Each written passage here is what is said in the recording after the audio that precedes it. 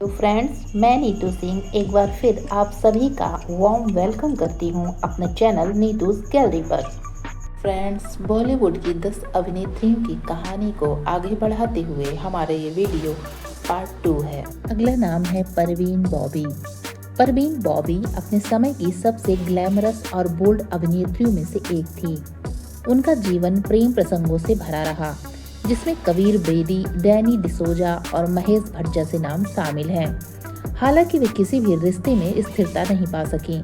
Career के शीर्ष पर होने के बावजूद परवीन बॉबी मानसिक स्वास्थ्य समस्याओं से ग्रसित थीं। यह बीमारी उन्हें दूसरों पर शक करने पर मजबूर करती थी, जिससे उन्हें रिश्ते और कैरियर दोनों प्रभावित हुए। दिव्या भारती 90 के दशक की सबसे सफल और लोकप्रिय अभिनेत्रियों में से एक थी। उन्होंने बहुत कम समय में ही अपार सफलता हासिल की। उनका विवाह निर्देशक साजिद नाडियावाला से हुआ था। उनके निजी जीवन में भी कई उतार चढ़ाव और परिवार से अनबन की खबरें सामने आती थीं। दिव्या भारती की मौत 5 अप्रैल 1993 को मुंबई में उनके अपार्टमेंट की 5वीं मंजिल की बालकनी से गिरकर हुई। उनकी मौत एक रहस्य बनी हुई है और इसे आत्महत्या, दुर्घटना या हत्या के रूप में देखा जाता है। पुलिस ने गहन जांच के बाद 1998 में इस केस को बंद कर दिया, लेकिन मौत का रहस्य आज भी अनसुलझा है।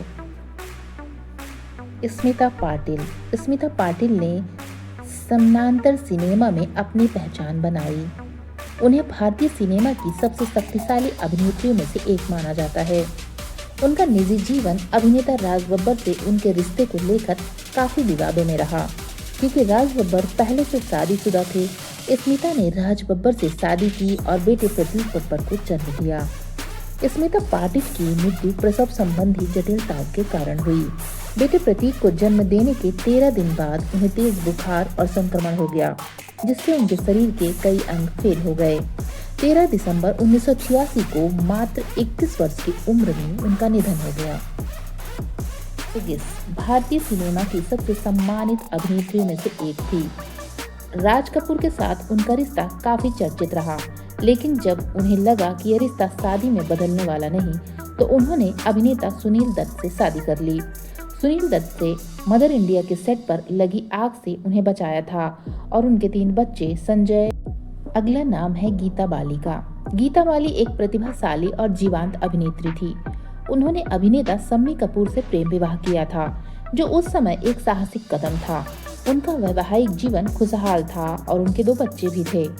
गीता बाली का निधन 21 जनवरी 1965 को चेचक जैसी बीमारी के कारण हुआ। उस समय चेचक एक गंभीर बीमारी थी और इसका इलाज उतना प्रभावी नहीं था जितना आज है।